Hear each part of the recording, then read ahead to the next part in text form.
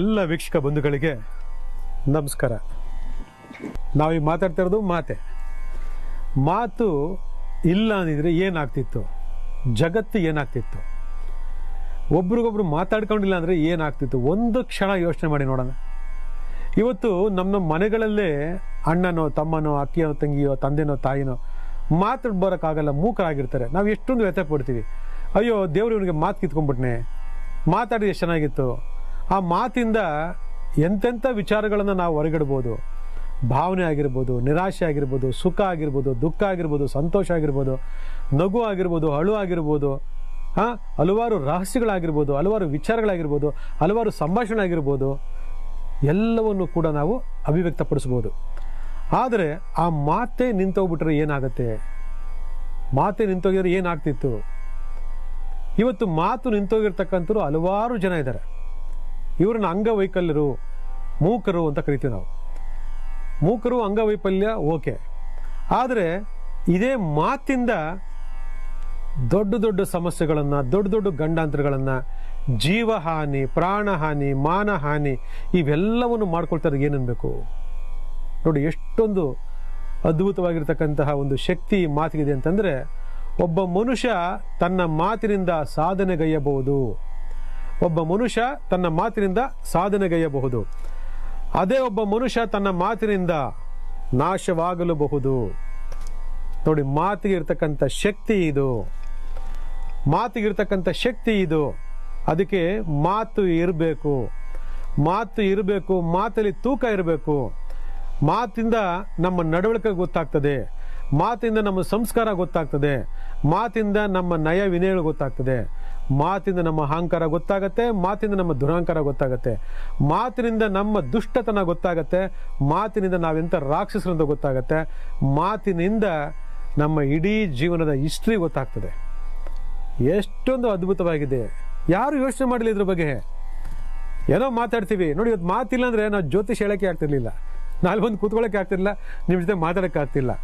ಅಲ್ಲಿಗೆ ಮಾತನ್ನು ನಾವು ಒಳ್ಳೆಯದಕ್ಕೂ ಬಳಕೆ ಮಾಡ್ಬೋದು, ಅಳಸಾಕೋದಕ್ಕೂ ಮಾತಾಡ್ಬೋದು. ಎಷ್ಟೋ ಜನಕ್ಕೆ ಆ ಮಾತು ಕೇಳ್ತಿದ್ರೆ ಬೇಜಾರಾಗ್ಬಿಡ್ತೈತೆ, ಎಷ್ಟೋ ಜನಕ್ಕೆ ಆ ಮಾತು ಕೇಳಿದ್ರೆ ಸಂತೋಷ ಆಗ್ಬಿಡ್ತದೆ. ಅಯ್ಯೋ ನನ್ನ ಪ್ರೇಮಿ ಮಾತಾಡಲಿಲ್ವಲ್ಲ ಅಂತೇಳಿ ಎಷ್ಟೋ ಜನ ಪ್ರೇಮಿಗಳಿಗೆ ಬೇಜಾರಾಗೋಗಿರ್ತದೆ. ಅಯ್ಯೋ ನನ್ನ ಹೆಂಡತಿ ಮಾತಾಡಿದ್ರೆ ಸಾಕಪ್ಪ ನೆಮ್ಮದಿ ನನಗೆ ಅಂತಕ್ಕಂಥವ್ರು ನಮ್ಮಲ್ಲಿ ತುಂಬ ಜನ ಇದ್ದಾರೆ, ಗಂಡಂದಿರು. ಅಯ್ಯೋ ನನ್ನ ಗಂಡ ಮನೆಗೆ ಬರ್ದೆ ನನ್ನ ಜೊತೆ ಮಾತಾಡಿದ್ರೆ ಸಾಕಪ್ಪ ಅಂತ ಹೇಳ್ತಕ್ಕಂಥ ಎಷ್ಟೋ ಜನ ಹೆಂಡತಿರು ನಮ್ಮ ಸಮಾಜದಲ್ಲಿ ಏರಳವಾಗಿ ಸಿಗ್ತಾರೆ. ಇಷ್ಟೊಂದು ಪವರ್ ಇದೆಯಾ ಈ ಮಾತಿಗೆ. ಮಾತಾಡಿದ್ರು ಕಷ್ಟ, ಮಾತಾಡಲಿದ್ರು ಕಷ್ಟ. ಏನು ಈ ಮಾತಿನ ಮಹಿಮೆ? ಈ ಮಾತಿನ ಮಹಿಮೆಗೂ ಗ್ರಹಗತಿಗಳು ಏನೋ ಸಂಬಂಧ ಇದೆಯಾ? ನಾವೇನೇ ಮಾತಾಡಿದ್ರು ಕೂಡ ಗ್ರಹಗಳಿಗೆ ನಂಟಿರ್ತದೆ, ಜ್ಞಾಪಕ ಇಟ್ಕೊಂಬಿಡಿ. ಯಾಕಂದರೆ ಸರ್ವಂ ಗ್ರಹಮಯಂ, ಸರ್ವಂ ಗ್ರಹಮಯಂ, ಸರ್ವಂ ನಂಬರಮಯಂ, ಸರ್ವಂ ನಂಬರಮಯಂ. ಹೌದು, ಈ ದೇಶದಲ್ಲಿ ಅಥವಾ ಈ ಪ್ರಪಂಚದಲ್ಲಿ, ಈ ಭೂಮಿ ಮೇಲೆ ಯಾರು ಹೆಚ್ಚು ಮಾತಾಡ್ತಾರೆ? ಹೆಚ್ಚು ಮಾತಾಡೋರು ಯಾರು? ಅಲ್ಲಿಗೆ ಮಾತಿಗೆ ಅಧಿಪತಿ ಆಗಿರ್ತಕ್ಕಂಥವನು ಯಾರು? ಆ ಮಹಾನ್ ಪುರುಷ ಯಾರು? ಅವನು ಏನು, ಅವನ ಹೆಸರೇನು? ಗ್ರಹಗಳ ಮೂಲಕ ಅವನ ಆಧಿಪತ್ಯ ಏನು, ಅವನ ತಾಕತ್ತೇನು? ಇವೆಲ್ಲವೂ ನಾವು ತಿಳ್ಕೊಬೇಕಲ್ವಾ? ಯಾಕಂದರೆ ಕುಟುಂಬ ಅಂತ ಬಂದಾಗ ಆ ಕುಟುಂಬದಲ್ಲಿರ್ತಕ್ಕಂತಹ ಒಂದು ವಿದ್ಯಾಭ್ಯಾಸ, ಆ ವಿದ್ಯಾಭ್ಯಾಸದಲ್ಲಿರ್ತಕ್ಕಂತಹ ಆರೋಗ್ಯ ಸ್ಥಿತಿ ನಂತರ ಉದ್ಯೋಗ ಸ್ಥಿತಿ ನಂತರ ವ್ಯವಹಾರ ನಂತರ ವ್ಯಾಪಾರ ನಂತರ ಒಂದು ಅಭಿವೃದ್ಧಿನಲ್ಲಿ ಒಂದು ಸ್ಥಾನಮಾನ, ಒಂದು ನಿಕಟವಾಗಿರ್ತಕ್ಕಂಥ ಸಂಬಂಧಗಳು, ನಿಕಟವಾಗಿರ್ತಕ್ಕಂಥ ಸಂಪರ್ಕಗಳು. 4 ಜನನ್ನ ನೀ ಮೆಚ್ಚಿಸ್ಬೇಕು ಅಂತಂದ್ರೆ ನೀ ಮಾತಾಡಬೇಕು. ನಿನ್ನ ಒಳಗಿರತಕ್ಕಂತಹ ಭಾವನೆಗಳನ್ನೆಲ್ಲವನ್ನು ತೋರ್ಪಡಿಸ್ಕೊಳ್ಬೇಕು ಒಬ್ಬ ವ್ಯಕ್ತಿ ಮುಂದೆ ಅಂತಂದ್ರೆ ನೀ ಮಾತಾಡಬೇಕು.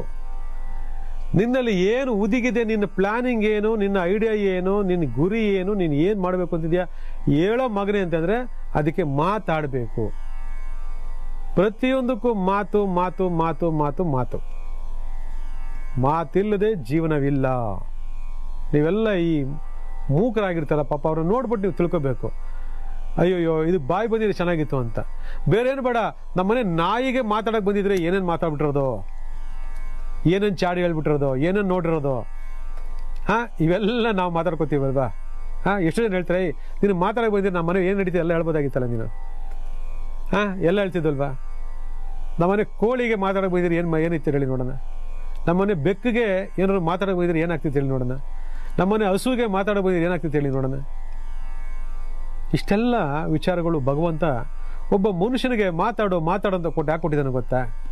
ಅವನ ನಾಮಸ್ಮರಣೆಯನ್ನು ಮಾಡಲಿ ಅಂತೇಳಿ, ಅವನ ದಿವ್ಯ ಸ್ಮರಣೆಯನ್ನು ಮಾಡಲಿ ಅಂತೇಳಿ, ಅವನಿಗೋಸ್ಕರ ಒಂದು ನಾದವನ್ನು ಹೊರಡಿಸ್ಲಿ ಅಂತೇಳಿ, ಅವನಿಗೋಸ್ಕರ ಘಾನಾಮೃತವನ್ನು ಹೊಡಿಸೋದಕ್ಕೋಸ್ಕರ ಅಂತೇಳಿ, ಅವನಿಗೋಸ್ಕರ ತನು ಮನ ಧನ ಎಲ್ಲವನ್ನು ಅರ್ಪಿಸಿ ಅವನು ಶರಣಾಗತನಾಗಿ ಅವನು ಅನುಗ್ರಹಪೂರ್ವಕವಾಗಿ ಬೇಡ್ಕೊಳ್ಳಿ ಅಂತೇಳಿ ಭಗವಂತ ನಮಗೆಲ್ಲ ಮಾತನ್ನು ಕೊಟ್ಟಿದ್ದೆ ನೋಡಿ. ಆದರೂ ಕೂಡ ಮಾತಿಗೆ ಇಂಥ ಒಂದು ಶಕ್ತಿ ಇದೆ ಅಂತಂದರೆ ನೀವು ಅರ್ಥ ಮಾಡ್ಕೋಬೇಕು. ಮಾತಿಗೆ ಎಂತೆಂಥ ಶಕ್ತಿ ಇದೆ ಗೊತ್ತಾ? ನಿಮ್ಗೆ ಅರ್ಥ ಆಗಿರ್ಬೇಕು. ಯಾರು ಯೋಚನೆ ಮಾಡಲ್ಲ ಇದ್ರ ಬಗ್ಗೆ. ಸುಮ್ಮನೆ ಮಾತಾಡ್ತೀವಿ ಅನ್ಕೊಂಡಿರ್ತೀರಿ. ಒಬ್ಬ ಭಾಷೆ ಬರ್ದಿಲ್ಲ ಅಂತ ನಾವು ಮಾತಾಡ್ಬೇಕಂದ್ರೆ ಬೆಬ್ಬೆ ಅಯ್ಯೋ ಬಿಡಪ್ಪ ಭಾಷೆ ಗೊತ್ತಿಲ್ಲ, ಅಯ್ಯೋ ಇಂಗ್ಲೀಷ್ ಬರಲ್ಲ ಬಿಡಪ್ಪ, ಅಯ್ಯೋ ಉರ್ದು ಬರಲ್ಲ ಬಿಡಪ್ಪ, ಹಿಂದಿ ಬರಲ್ಲ ಬಿಡಪ್ಪ, ಅಯ್ಯೋ ಮಲಯಾಳಂ ಬರಲ್ಲ ಬಿಡಪ್ಪ, ತಮಿಳು ಬರಲ್ಲ ಬಿಡಪ್ಪ, ನಮ್ದೇನೋ ಮಾತಾಡ್ಕತ್ತೆ ಅವ್ರೇನೋ ಮಾತಾಡ್ಕೊತಾರೆ ಅಂತ ಹೇಳುವಂಥ ಈ ವಿಚಾರದಲ್ಲಿ ನಮ್ಮ ಭಾಷೆ ನಮ್ಮ ಮಾತಿಂದ ಉತ್ಪತ್ತಿ ಆಯಿತು ಅಂದರೆ ನಮ್ಗೆ ಎಷ್ಟು ಖುಷಿ ಆಗುತ್ತೆ. ನಾವು ಎಲ್ಲೋ ಹೋಗಿ ನಮ್ಮ ಭಾಷೆ ಕಡೆ ಎಷ್ಟು ಖುಷಿ ಆಗ್ತದೆ. ಅಯ್ಯೋ ಅವ್ನು ಎಷ್ಟು ಚೆನ್ನಾಗಿ ಕನ್ನಡ ಮಾತಾಡ್ತಾವನೆ, ನಾವು ಕನ್ನಡಿಗರು ಅಂತೇಳಿ ಎದೆ ಉಬ್ಬಿಸ್ಕೊಂಡ್ಬಿಡ್ತೀವಿ ಹಂಗೆ. ಹಾಗೆ ಆ ಮಾತಿಗೆ ಇರತಕ್ಕಂತಹ ವೈಶಿಷ್ಟ್ಯತೆ ಹೇಗಿದೆಯೋ ಅದೇ ಮಾತಿಂದ ಗಂಡಾಂತರಗಳು ಬರುತ್ತೆ ಅಂತಂದರೆ, ಒಬ್ಬ ವ್ಯಕ್ತಿ ತನ್ನ ಮಾತಿನಿಂದ ಅಪಾರವಾಗಿರತಕ್ಕಂತಹ ಸಾಧನೆಯನ್ನು ಮಾಡಬಹುದು, ಒಬ್ಬ ವ್ಯಕ್ತಿ ತನ್ನ ಮಾತಿನಿಂದ ನಾಶವಾಗಲೂಬಹುದು ಅನ್ನೋದ್ರ ಬಗ್ಗೆ ಇಂದಿನ ಭಾಗದಲ್ಲಿ ತಿಳ್ಕೊಂಡ್ವಿ. ಇದು ಯಾಕೆ ಹೇಳ್ತೀನಿ ಅಂತಂದರೆ, ಎಷ್ಟೋ ಜನ ಇವತ್ತು ಕುಟುಂಬದಲ್ಲಾಗಿರ್ಬೋದು, ಉದ್ಯೋಗ ಆಗಿರ್ಬೋದು, ವ್ಯವಹಾರ ಆಗಿರ್ಬೋದು, ವ್ಯಾಪಾರ ಆಗಿರ್ಬೋದು, ಸ್ನೇಹಿತರಾಗಿರ್ಬೋದು, ಬಂಧು ಆಗಿರ್ಬೋದು, ಬಳಗ ಆಗಿರ್ಬೋದು, ಅಥವಾ ಸ್ಥಾನಮಾನಗಳಾಗಿರ್ಬೋದು, ಯಾರಾದರೂ ಏನಾದರೂ ಒಂಚೂರು ಹೇಳಿದ್ರೆ ಮಾತಾಡಿದ್ರೆ ಅವ್ರಿಗೆ ಎಷ್ಟು ಕೆಟ್ಟದಂಥ ಕೋಪ ಬರುತ್ತೆ ಅಂತಂದರೆ, ಆ ಒಬ್ಬರು ಮಾತು ಕೇಳಿದ್ರೆ ಅವ್ರಿಗೆ ಆಗೋದಿಲ್ಲ, ಮಾತಾಡಿದ್ರೆ ಆಗೋದಿಲ್ಲ. ಮಾತಾಡಿದ್ರೆ ನೀವು ಒಳ್ಳೆಯದೇ ಮಾತಾಡಿರ್ತೀರ, ಅವ್ರಿಗದು ಕೆಟ್ಟದಾಗಿ ಕೇಳಿಸಿರುತ್ತೆ. ನೀವು ಒಳ್ಳೆ ಉದ್ದೇಶದಿಂದ ಕಾರ್ಯ ಮಾಡಿರ್ತೀರ, ಆದರೆ ಅದು ಅವ್ರಿಗೆ ಕೆಟ್ಟದಾಗಿ ಕೇಳಿಸುತ್ತೆ. ನೀವು ಅವ್ರ ಬಗ್ಗೆ ಒಳ್ಳೆ ಅಭಿಪ್ರಾಯವನ್ನೇ ಹೇಳಿರ್ತೀರ, ಆದರೆ ಅವ್ರಿಗೆ ಕೆಟ್ಟ ಅಭಿಪ್ರಾಯಗಳು ಬೇರೆ ಬೇರೆ ರೀತಿ ಅಪಾರ್ಥಗಳಾಗಿರ್ತಕ್ಕಂತಹ ಒಂದು ಲೆಕ್ಕಾಚಾರದ ಮುಖಾಂತರ ಅವ್ರಿಗೆ ಕೇಳಿಸಿರ್ತದೆ. ಇದು ಎಷ್ಟೋ ಕುಟುಂಬಗಳಾಗಿರ್ತಕ್ಕಂಥದ್ದು. ನೀನು ಸರಿ ಇಲ್ಲ, ನಿನ್ನ ಬಾಯಿ ಸರಿ ಇಲ್ಲ, ನೀನು ಮಾತಾಡ್ಬಿಟ್ಟೆ ಅಂತ ಹೇಳ್ತೀರ.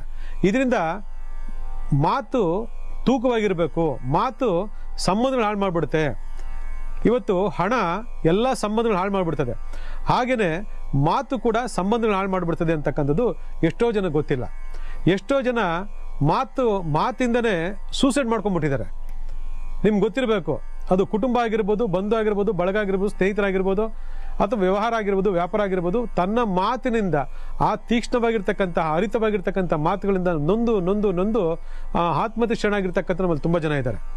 ಹಾಗೆ ಮಾತಿನಿಂದ ಹುಚ್ಚರು ಆಗೋಗಿರ್ತಕ್ಕಂಥ ನಮ್ಮಲ್ಲಿ ತುಂಬ ಜನ ಇದ್ದಾರೆ. ಮಾತಿನಿಂದ ಬುದ್ಧಿ ಭ್ರಮಣೆ ಆಗಿರ್ತಕ್ಕಂಥ ನಮ್ಮಲ್ಲಿ ತುಂಬ ಜನ ಇದ್ದಾರೆ. ಆದರೆ ಆ ಮಾತು ಎಷ್ಟು ಮಟ್ಟಿಗೆ ನಮಗೆ ನಾಶಕ್ಕೆ ಕಾರಣ ಆಗುತ್ತೆ ಅಂತಂದರೆ, ನಿಮ್ಮ ಮಾತನ್ನು ಯಾರು ಕೇಳಿಸಿಕೊಳ್ಳಲಾಗದೆ, ನಿಮ್ಮ ಮಾತಿಗೆ ಯಾರು ಬೆಲೆ ಕೊಡಲಾಗದೆ, ನಿಮ್ಮ ಮಾತಿಗೆ ಮನ್ನಣೆ ಕೊಡಲಾಗದೆ, ನಿಮ್ಮ ಮಾತಿಗೆ ಮರ್ಯಾದೆಯನ್ನು ಕೊಡಲಾಗದೆ, ನಿಮ್ಮ ಮಾತು ಕಂಡ್ರೆ ಉರಿ ಉರಿ ಉರಿ ಉರಿ ಅಂತ ಹೇಳ್ತಾರೆ. ನೀವು ಎಷ್ಟೇ ಒಳ್ಳೇದು ಮಾತಾಡಿ, ಎಷ್ಟೇ ಒಳ್ಳೇದು ಹೇಳಿ, ಎಷ್ಟೇ ಒಳ್ಳೆ ಮಾರ್ಗೋಪಾಯ ಕೊಡಿ, ಅದೆಲ್ಲ ಅವ್ರಿಗೆ ಕೆಟ್ಟದ್ದು ಕೇಳಿಸಿದರೆ ಇದನ್ನು ನಾವು ವಾಕ್ ದೋಷಗಳು ಅಂತ ಹೇಳ್ತೀವಿ. ವಾಕ್ ದೋಷಗಳು ಎಷ್ಟು ಮಟ್ಟಿಗೆ ಕಾರಣ ಆಗುತ್ತೆ ಅಂತಂದರೆ, ನಾನು ಆಗ ಹೇಳ್ದಂಗೆ ಅಳಿಸುವುದು ಮಾತೆ, ನಗಿಸುವುದು ಮಾತೆ, ಉಳಿಸುವುದು ಮಾತೆ, ಆಯಿತಾ, ಉದ್ಧಾರ ಮಾಡುವುದು ಮಾತೆ. ಈ ಥರ ಮಾತಿನಿಂದ ಏನಾದರೂ ನಾವು ತೀಕ್ಷ್ಣವಾಗಿ ಇನ್ನೊಬ್ಬರನ್ನ ನೊಂದಿಸಿದ್ರೆ, ಬೆಂದಿಸಿದ್ರೆ, ಇವೆಲ್ಲವೂ ಕೂಡ ಏನಾಗುತ್ತೆ, ಮಾತಿನ ದೋಷಗಳು ನಮಗೆ ತಟ್ಟುತ್ತೆ. ಇವತ್ತು ಪಿತೃದೋಷ, ಮಾತೃದೋಷ, ಸ್ತ್ರೀ ದೋಷ, ಸರ್ಪದೋಷ, ಆ ದೋಷ ಈ ದೋಷ ಹೇಳ್ತೀವಿ. ಆದರೆ ಮಾತಿನ ದೋಷ ಅಂತಂದರೆ ಅದು ವಾಕ್ ದೋಷ. ಈ ವಾಕ್ ದೋಷ ಇತ್ತು ಅಂತಂದರೆ ನೀವು ಏನೇ ಹೇಳಿ ಏನೇ ಮಾಡಿ ನಿಮ್ಮ ಮಾತನ್ನು ಯಾರು ಕೇಳಲ್ಲ. ಅದಕ್ಕೆ ಮಾತಿಂದನೇ ನಿಮಗೆ ನೋಯಿಸ್ತಕ್ಕಂಥ ಜನಗಳು ನಿಮ್ಮ ಮಧ್ಯೆ ಉಟ್ಕೊಳ್ತಾರೆ. ಮಾತಿಂದ ನಿಮಗೆ ಹರ್ಟ್ ಮಾಡ್ತಕ್ಕಂಥ ಜನಗಳು ಉಟ್ಕೊಳ್ತಾರೆ. ಮಾತಿಂದನೇ ನಿಮಗೆ ತೊಂದರೆ ಮಾಡ್ತಕ್ಕಂಥ ಜನ ಉಟ್ಕೊಳ್ತಾರೆ. ಅದರಿಂದ ನೀವು ಮಾತಾಡದೆ ಇದ್ರೂ ಕೂಡ ನೀವು ಮಾತಾಡದೆ ಅಂತೇಳಿ ಅಪವಾದನ ಹೊರಿಸ್ತಕ್ಕಂತಹ ಈ ಸಮಾಜದಲ್ಲಿ ವಾಕ್ ದೋಷಗಳನ್ನು ಪರಿಹಾರ ಮಾಡ್ಕೋಬೇಕು. ವಾಕ್ ದೋಷ ಅಂದರೆ ಯಾರ ಅಧಿಪತಿ? ಬುಧ ಗ್ರಹ. ನೋಡಿ, ಬುಧ ಅಂದ್ರೇ ಮಾತು, ಬುಧ ಅಂದ್ರೇ ವಾಕ್, ಬುಧ ಅಂದ್ರೇ ಬುದ್ಧಿ, ಆಯ್ತಾ. ನಮ್ಮ ಬುದ್ಧಿಶಕ್ತಿಯಿಂದ ನಾವು ಮಾತಾಡಬೇಕು. ನಮ್ಮ ಬುದ್ಧಿ ನಯವಿನೆಯಿಂದ ನಾವು ಜಗತ್ತನ್ನು ಗೆಲ್ಲಬೇಕು, ಆಕರ್ಷಣೆ ಮಾಡ್ಕೊಳ್ಬೇಕು. ಬುದ್ಧನಿಗೆ ಶತ್ರುಗಳಿಲ್ಲ ಅಂತ ಹೇಳ್ತೀವಿ, ಆದರೆ ಮಾತೇ ಅವನಿಗೆ ಶತ್ರು ಆಗ್ತದೆ. ಅದರಿಂದ ಈ ಮಾತನ್ನು ಕಂಟ್ರೋಲ್ ಮಾಡ್ಕೊಳ್ಬೇಕು. ಈ ವಾಗ್ದೋಷ ನಿವೃತ್ತಿ ಮಾಡ್ಕೋಬೇಕು ಅಂದರೆ ಒಂದು ನಾಲಿಗೆ ಬೆಳ್ಳಿ ನಾಲಿಗೆಯನ್ನು ಮಾಡಿಸ್ಕೊಂಡು ನೀವೇನು ಮಾಡಬೇಕು, ಬುಧವಾರ ದಿವಸ ಏನು ಮಾಡಬೇಕು, ಅಣ್ಣಯ್ಯಪ್ಪ ದೇವಸ್ಥಾನದ ಉಂಡಿಗೆ ಹಾಕಬೇಕು, ಸರ್ವ ವಾಗ್ದೋಷ ನಿವೃತ್ತಿ ಮಾಡು ಅಂತೇಳಿ. ಹಾಗೆ 108 ರೂಪಾಯಿ ಕಾಯಿನ್ ಚಿಲ್ಲರೆ ಕಾಸು ತೊಗೊಂಡು ತಲೆಗೆ 3 ಸರಿ ಹಿಂಗೆ ಇಳಿ ತೆಗೆದು ಅಲ್ಲಿ ಹಾಕಬೇಕು. ಹಾಗೆಯೇ ಚಿಕ್ಕ ಮಕ್ಕಳುಗಳು ಯಾರಿದ್ದಾರೆ, ಸ್ಕೂಲು ಬಡ ವಿದ್ಯಾರ್ಥಿಗಳು ಯಾರಿದ್ದಾರೆ, ಸರ್ಕಾರಿ ಆಗಿರ್ಬೋದು, ಅರೆ ಸರ್ಕಾರಿ ಆಗಿರ್ಬೋದು, ಪ್ರೈವೇಟ್ ಆಗಿರ್ಬೋದು, ಅಲ್ಲಿ ಯಾವುದೇ ಒಂದು ಬಡ ಮಕ್ಕಳುಗಳು ಏನು ಮಾಡಬೇಕು, pen, pencil, rubber, book, slate, ಬಳಪ ಅಥವಾ ಏನೇ ಇದ್ರು ಅದನ್ನು ಅವ್ರಿಗೆ ಕೊಡಿಸ್ಬೇಕು. ಇನ್ನೊಂದೇನಪ್ಪ ಅಂದರೆ ಸಾಧ್ಯವಾದಷ್ಟು ನೀವು ಪರಿಸರ ಸಂರಕ್ಷಣೆ ಮಾಡಬೇಕು. ಯಾಕಂದರೆ ಪರಿಸರ ಸಂರಕ್ಷಣೆಗೆ ಅಧಿಪತಿಯಾಗಿರ್ತಕ್ಕಂಥ ಯಾರು ಅಂತಂದರೆ ಬುಧ ಭಗವಾನ್. ಅದರಿಂದ ಗಿಡಗಳನ್ನ ನೆಡಬೇಕು. ನೆನ್ಪಿಟ್ಕೊಳ್ಳಿ, ಗಿಡಗಳನ್ನ ಎಷ್ಟು ಗಿಡ, ಇಂಥ ಗಿಡ ಅಂತಿಲ್ಲ, ಯಾವುದೇ ಗಿಡ ಆಗಲಿ ನೆಡಬೇಕು. ವೃಕ್ಷ ಸಂರಕ್ಷಣೆ ಮಾಡಬೇಕು. ಸಿಕ್ಕಿದೆಲ್ಲ ಮರ ಎಲ್ಲ ಕತ್ತರಿಸೋದು, ಗಿಡ ಎಲ್ಲ ಕತ್ತರಿಸ್ಬಿಡೋದು, ಬೇಕಂತ ಕಳಸಾಗಣೆ ಮಾಡಿಬಿಡೋದು, ಬೇಕಂತ ದರೋಡೆ ಮಾಡಿಬಿಡೋದು, ಆಯಿತಾ, ಇನ್ನೊಬ್ಬರು ಗಿಡ ಹಾಳು ಮಾಡೋದು, ಇನ್ನೊಂದು ಗಿಡಕ್ಕೆ ಔಷಧಿ ಇಡೋದು, ಇವೆಲ್ಲ ಮಾಡಿ ಏನೋ ಹಾಳು ಮಾಡ್ತು ಅಂದರೆ ವಾಕ್ ದೋಷಗಳು ಬಂದ್ಬಿಡ್ತದೆ. ವಾಕ್ ದೋಷ ಬಂತು ಅಂದರೆ ನಿಮ್ಮ ಕಥೆಲಿಗೆ ಮುಗೀತು ಅಂತ ಅರ್ಥ. ಅದರಿಂದ ವಾಕ್ ದೋಷವನ್ನು ನಿವೃತ್ತಿ ಮಾಡ್ಕೊಳ್ಬೇಕು ಅಂತಂದಾಗ ಪರಿಸರ ಸಂರಕ್ಷಣೆ ಮಾಡಿ, ಗಿಡಗಳನ್ನ ನೆಡಿ, ಬಡ ಮಕ್ಕಳಿಗೆ ಪೆನ್ನು, ಪೆನ್ಸಿಲು, ರಬ್ಬರು, ಪುಸ್ತಕ, ಸ್ಲೇಟು ಏನು ಬೇಕಂತ ತೆಗೆದು ಸಹಾಯ ಮಾಡಿ. ಹಾಗೆ ವಾಗ್ದೋಷ ನಿವೃತ್ತಿಗೆ ತಾಳ್ಮೆಯಿಂದ, ಸಂಯಮದಿಂದ ಏನು ಮಾತಾಡ್ತಿದ್ದು ಮಾತಿನಲ್ಲಿ ಹಿಡಿತಾ ಇರಲಿ. ಬಾಯಿ ಬಂದಿದ್ದೇ ಮಾತಾಡೋಕೆ ಹೋಗ್ಬೇಡಿ. ಅದು ಕುಟುಂಬ ಆಗಿರಲಿ, ಕುಟುಂಬದಲ್ಲಿ ನಿಮಗೆ ಬೆಲೆ ಕೊಡಲಿಲ್ವಾ, ಸೈಲೆಂಟ್ ಆಗಿಬಿಡಿ. ಸ್ನೇಹಿತರು ಬೆಲೆ ಕೊಡಲಿಲ್ವಾ, ಸೈಲೆಂಟ್ ಆಗಿಬಿಡಿ. ಉದ್ಯೋಗದಲ್ಲಿ ಬೆಲೆ ಕೊಡಲಿಲ್ವಾ, ಸೈಲೆಂಟ್ ಆಗಿಬಿಡಿ. ಅಥವಾ ನಿಮ್ಮ ವ್ಯಾಪಾರ ವ್ಯವಹಾರದಲ್ಲಿ ನಿಮಗೆ ಅನುಬಂಧ ಇಲ್ವಾ, ಸೈಲೆಂಟ್ ಆಗಿಬಿಡಿ. ಈ ಥರ ಸೈಲೆಂಟ್ ಆಗೋ ಮುಖಾಂತರ ನೀವು ನಿಮ್ಮ ಈ ದೋಷವನ್ನು ಕಳ್ಕೊಬೋದೇ ಹೊರತು ಮಾತಿಗೆ ಮಾತು ಬೆಳೆದು ಇನ್ನೊಬ್ಬರನ್ನ ನೋಯಿಸೋದಾಗಿರಲಿ, ಇನ್ನೊಬ್ಬರನ್ನ ಹಾಡ್ಕೊಳ್ಳೋದಾಗಲಿ, ಇನ್ನೊಬ್ರಿಗೆ ಅವಮಾನ ಮಾಡೋದಾಗಲಿ, ಇನ್ನೊಬ್ರಿಗೆ ಏನಾದರೂ ತೊಂದರೆಗಳು ತಂದಿಕ್ಕೋದಾಗಲಿ, ಇನ್ನೊಬ್ರಿಗೆ ಯಾವ್ದನ್ನ ಗಂಡಾಂತರ ಮಾಡೋದಾಗಿರಲಿ, ಅಥವಾ ಒಬ್ಬರ ಬಗ್ಗೆ ಇನ್ನೊಬ್ಬರ ಹತ್ರ ಹೋಗಿ ಮಾತಾಡೋದಾಗಿರಲಿ, ಅಥವಾ ಅವ್ರ ಬಗ್ಗೆ ಅಪಪ್ರಚಾರ ಮಾಡೋದಾಗಿರಲಿ, ಈ ಥರ ಏನಾದರೂ ಮಾಡ್ತು ಅಂತಂದರೆ ಬರುತ್ತೆ ವಾಕ್ ದೋಷಗಳು. ನಿಮ್ಮ ಉದ್ಯೋಗ ಕ್ಷೇತ್ರದಲ್ಲಂತೂ ನಿಮಗೆ ಎದುರು ಮಾತಾಡ್ತಿರ್ತಾರೆ. ಉದ್ಯೋಗ ಕ್ಷೇತ್ರದಲ್ಲಂತೂ ನಿಮ್ಮ ಬಗ್ಗೆ ಅಪಪ್ರಚಾರ ಮಾಡ್ತಿರ್ತಾರೆ. ಉದ್ಯೋಗ ಕ್ಷೇತ್ರದಲ್ಲಂತೂ ನಿಮ್ಮ ಟ್ಯಾಲೆಂಟ್ ಏನೇ ನಿಮ್ಮ ಪ್ರತಿಭೆ ಇದೆ ಅದನ್ನೆಲ್ಲ ತುಳಿದಾಕ್ಬಿಡ್ತಾರೆ. ನೀವೇನು ಮಾಡಿದ್ರು ಮುಂದೆ ಬರೋಕ್ಕಾಗಲ್ಲ, ಇದಾಗ್ತದೆ. ಆಮೇಲೆ ಭಾಳ ಮುಖ್ಯವಾಗ್ತಕ್ಕಂಥದ್ದು ನರ್ವ್ ಸಿಸ್ಟಮ್ ಪ್ರಾಬ್ಲಮ್ ಆಯಿತು ಅಂದರೆ, ನರ್ವ್ಸ್ ಬ್ಲಾಕೇಜ್ ಆಯಿತು ಅಂದರೆ ನಿಮ್ಗೆ ಎಲ್ಲಿ ಯಾವಾಗ ಹೆಂಗೆ ಹೊಡಿತೈತೆ ಹೇಳಕ್ಕೆ ಬರೋದಿಲ್ಲ. ಅದನ್ನು ನರ್ವ್ ಸಿಸ್ಟಮ್ಗೆ ಅಧಿಪತಿಯಾಗಿರ್ತಕ್ಕಂಥ ಯಾರು ಅಂತಂದರೆ ಬುಧ ಭಗವಾನ್. ಒಂದು ಶ್ವಾಸಕೋಶ ಉಬ್ಬಸ, ಶ್ವಾಸಕೋಶ ಉಸಿರಾಟ ತೊಂದರೆ, ಅದು ಇದು ಹೇಳ್ತಕ್ಕಂಥ ಎಲ್ಲ ಲೆಕ್ಕಾಚಾರಕ್ಕೂ ಅಧಿಪತಿಯಾಗಿರ್ತಕ್ಕಂಥ ಯಾರು ಅಂತಂದರೆ ಬುಧ ಭಗವಾನ್. ಹಾಗೆ ಸ್ಕಿನ್ ಪ್ರಾಬ್ಲಮ್ಗಳು ಅಲ್ಲಲ್ಲೇ ಏನಾರು ಒಂದು ಬರುತ್ತೆ, ಹಂಗೆ ಮಾಯ ಆಗಿಬಿಡುತ್ತೆ, ಬರುತ್ತೆ ಮಾಯ ಆಗುತ್ತೆ. ಇವೆಲ್ಲ ಬಂತು ಮಾಯ ಆಯಿತು ಅಂದರೆ that is called skin problem. ಇದು ಕಾರಣ ಬಂದು ಬುಧ ಗ್ರಹ. ಈ ರೀತಿ ಹಲವಾರು ರೀತಿಯಾಗಿರ್ತಕ್ಕಂತಹ ದೈಹಿಕವಾಗಿ, ಮಾನಸಿಕವಾಗಿ, ಸಾಮಾಜಿಕವಾಗಿ ಮತ್ತು ಆಡಳಿತಾತ್ಮಕವಾಗಿ ನಮ್ಮ ಜೀವನದಲ್ಲಿ ಈ ಮಾತು ಅಂತಕ್ಕಂಥದ್ದು ಬಹಳ ಪ್ರಮುಖವಾಗಿರ್ತಕ್ಕಂತಹ ಒಂದು ಶಕ್ತಿ. ಆ ಶಕ್ತಿಯನ್ನು ನಾವು ಸದುಪಯೋಗ ಪಡಿಸ್ಕೋಬೇಕೇ ಹೊರತು ದುರುಪಯೋಗ ಪಡಿಸ್ಕೋಬಾರ್ದು. ಮಾತಾಡ್ತೀವಿ ಅಂತೇಳಿ ಏನೇನೋ ಮಾತಾಡೋಕೆ ಹೋಗ್ಬಾರ್ದು, ಮಾತಾಡ್ತೀವಿ ಅಂತೇಳಿ ಯಾರಿಗೂ ಬೈಯೋಕೆ ಹೋಗ್ಬಾರ್ದು, ಮಾತಾಡ್ತೀವಿ ಅಂತೇಳಿ ಯಾರಿಗೂ ಅವಮಾನ ಮಾಡೋಕೆ ಹೋಗ್ಬಾರ್ದು. ಇವೆಲ್ಲ ಹಿಂದಿನ ಜನ್ಮದಲ್ಲಿ ನೀವು ಯಾರಿಗೋ ಮಾಡೋದ್ರಿಂದ ಈ ಜನ್ಮದಲ್ಲಿ ನಿಮಗೆ ಅವಮಾನ ಮಾಡ್ತಾರೆ, ಈ ಜನ್ಮದಲ್ಲಿ ನಿಮಗೆ ಬೈತಾರೆ, ಈ ಜನ್ಮದಲ್ಲಿ ನಿಮಗೆ ಹಾಡ್ಕೊಳ್ತಾರೆ, ಈ ಜನ್ಮದಲ್ಲಿ ನಿಮ್ಮನ್ನು ತಿರಸ್ಕಾರ ಮಾಡ್ತಾರೆ, ಈ ಜನ್ಮದಲ್ಲಿ ನಿಮ್ಮ ಬಗ್ಗೆ ಇಲ್ಲ ಸಲದ ಅಪವಾದಗಳನ್ನೇ ತಂದಿಡ್ತಾರೆ, ಇಡೀ ಊರೆಲ್ಲ ನಿಮ್ಮ ಬಗ್ಗೆ ಅಪಪ್ರಚಾರ ಮಾಡ್ತಾರೆ. ನೋಡಿ ಎಷ್ಟೊಂದು ಇದೆ. ಅಂದರೆ ಅರ್ಥ ಏನು ಅಂದರೆ ಮಾಡಿದುಣ್ಣು ಮಾರಾಯ. ಇಷ್ಟೇ. ನಾವು ಹಿಂದಿನ ಜನ್ಮದಲ್ಲಿ ಮಾಡಿದ್ದೀವಿ, ಈ ಜನ್ಮದಲ್ಲಿ ಅನುಭವಿಸ್ತಾ ಇದ್ದೀವಿ. ಈ ಜನ್ಮದಲ್ಲಿ ಅದನ್ನು ಮಾಡೋದು ಬೇಡ. ಮುಂದಿನ ಜನ್ಮದಲ್ಲಿ ನಮಗೆ ಒಳ್ಳೆ ಸ್ನೇಹಿತರು, ಒಳ್ಳೆ ಬಂಧು, ಒಳ್ಳೆ ಬಳಗ, ಕೂತ್ರೆ ಹೊಗಳ್ತಾರೆ, ನಿಂತರೆ ಹೊಗಳ್ತಾರೆ, ನೀವೆಲ್ಲೇ ಹೋದ್ರೂ ಹೊಗಳ್ತಾರೆ, ನೀವೆಲ್ಲೇ ಹೋದ್ರೂ ನಿಮ್ಮನ್ನು ಹೊಗಳ್ತಾರೆ, ಎಲ್ಲೇ ಹೋದ್ರೂ ನಿಮ್ಮ ದೇವ್ರ ಥರ ನೋಡ್ತಾರೆ. ದೇವ್ರಾಗಬೇಕಾ ದೆವ್ವ ಆಗಬೇಕಾ ಅನ್ನೋದು ಯೋಚನೆ ಮಾಡಿ. ಅದಕ್ಕೆ ಮಾತು ಒಡೆದ್ರೆ ಹೋಯ್ತು, ಮಾತು ಆಡಿದ್ರೆ ಹೋಯ್ತು, ಮುತ್ತು ಒಡೆದ್ರೆ ಹೋಯ್ತು ಅಂತ ದೊಡ್ಡವರು ಹೇಳ್ತಾರೆ. ಸುಮ್ಮನೆ ಹೇಳಿದ್ದಲ್ಲ ನಾವೆಲ್ಲ. ಇವೆಲ್ಲ ಒಂದಕ್ಕೊಂದು ಲಿಂಕ್ ಇದೆ ವೀಕ್ಷಕರೇ. ನಾವು ಯಾವುದೇ ಒಂದು ಆಗಲಿ ಮೊದಲು ನಮ್ಮ ಕುಟುಂಬವನ್ನು ಸರಿ ಮಾಡ್ಕೋಬೇಕು. ನಮಗೆ ವಾಕ್ಸ್ಥಾನ ಅಂತಕ್ಕಂಥದ್ದು ಜಾತಕದ ಪ್ರಕಾರ 2ನೇ ಮನೆ ಅಂತ ಹೇಳ್ತೀವಿ. ಲಗ್ನದಿಂದ 2ನೇ ಮನೆ, ಲಗ್ನದ 2ನೇ ಮನೆ ಯಾವ ರೀತಿಯಾಗಿರ್ತಕ್ಕಂತಹ ಮನೆ ಆಗಿದೆ ಅನ್ನೋದು ಚೆಕ್ ಮಾಡ್ಕೊಂಬಿಡಿ. ಅದು ವಾಕ್ಸ್ಥಾನವೂ ಹೌದು, ಕುಟುಂಬ ಸ್ಥಾನವೂ ಹೌದು, ಧನಸ್ಥಾನವೂ ಹೌದು. ನಾವು ಯಾರ ಥರ ದುಡ್ಡು ಕೇಳಬೇಕು ಅಂದಾಗ ಯಾವ ಥರ ಕೇಳಬೇಕು ಆ ರೀತಿ ಕೇಳಬೇಕು. ನೀವು ಏನೇನೋ ಕೇಳಿ ಹರ್ಟ್ ಮಾಡಿಬಿಟ್ರೆ ನೋಡಿ ಹಿಂಗೆ ಅಂದ್ಬಿಟ್ಟ ಹಿಂಗೆ ಹೇಳ್ಬಿಟ್ರು ಈ ಥರ ನೋಯಿಸ್ಬಿಟ್ರು, ಈ ಥರ ದುಃಖ ಪಡಿಸ್ಬಿಟ್ರು ಅಂತೇಳಿ ಇಡೀ ಜೀವನ ಪೂರ್ತಿ ಕೊರಗ್ಬಿಡ್ತಾರೆ. ಬರುತ್ತೆ ನೋಡಿ ವಾಕ್ದೋಷ. ಒಂದು ಬರತ್ರ ಮಾತಾಡಬೇಕಾದ್ರಾಗಲಿ, ವ್ಯವಹಾರ ಆಗಲಿ, ವ್ಯಾಪಾರ ಆಗಲಿ, ನಯ ವಿನಯ ಇರಬೇಕು. ಒಬ್ಬರ ಜೊತೆ ಭಾವನಾತ್ಮಕವಾಗಿರೋ ಸಂಬಂಧ ಇರಬೇಕು, ಅಲ್ಲಿ ವಿನಯ ವಿಧೇಯತೆ ಇರಬೇಕು. ಇವೆಲ್ಲವನ್ನು ರೂಢಿಸ್ಕೊಂಡಿದ್ದೆ ಹಾದಲ್ಲಿ ಬುಧ ನಮಗೇನು ಮಾಡ್ತಾನೆ, ತುಂಬ ಸಪೋರ್ಟಿವ್ ಕೆಲಸ ಮಾಡ್ತಾನೆ. ಇಲ್ಲ ಬುಧ ನಮಗೇನಾದ್ರು ಆಪೋಸಿಟ್ ಕೆಲಸ ಮಾಡ್ತಾನೆ ಅಂತಂದರೆ ತೊಂದರೆ ಆಗ್ಬಿಡ್ತದೆ. ನೋಡಿ, ಯಾರಿಗೆ ಬಹಳ ಮುಖ್ಯವಾಗಿ ಅಷ್ಟಮದಲ್ಲಿ ಬುಧ ಇರ್ತಾನೆ ನೋಡ್ಕೋಬೇಕು ನೀವು. ವೃಶ್ಚಿಕ ಲಗ್ನದವ್ರಿಗೆ ಬುಧನೇ ಅಷ್ಟಮಾಧಿಪತಿ. ಹೆಲ್ತ್ ಪ್ರಾಬ್ಲಮ್ಮು, ಆಯಿತಾ? ಇವೆಲ್ಲ ಯಾಕೆ ಒಂದಕ್ಕೊಂದು ಲೆಕ್ಕಾಚಾರ ಪ್ರಕಾರ ನಡೀತಿದೆ ಅಂತಕ್ಕಂಥದ್ದು ಬಗ್ಗೆ ನೀವು ಆಲೋಚನೆ ಮಾಡಬೇಕು. ಮಾಡಲಿ ಅಂತಂದಾಗ ಇಡೀ ಜೀವನ ಪೂರ್ತಿ ನೀವು ಕೊರಗೋ ರೀತಿ ಆಗ್ಬಿಡ್ತದೆ ವೀಕ್ಷಕರೇ. ಅದರಿಂದ ಮನೆ ಆಗಿರಲಿ, ಮನಸ್ಸಾಗಿರಲಿ, ಅಥವಾ ಮಾನಸಿಕವಾಗಿರಲಿ, ದೈಹಿಕವಾಗಿರಲಿ, ಎಲ್ಲೇ ಆಗಿರಲಿ, ಮಾತಾಡ್ಬೇಕಾದ್ರೆ ತೂಕ ಇರಲಿ. ಮಾತಾಡಬೇಕು ಅಂದಾಗ ತುಂಬ ಆಲೋಚನೆ ಮಾಡಿ ಮಾತಾಡಿ.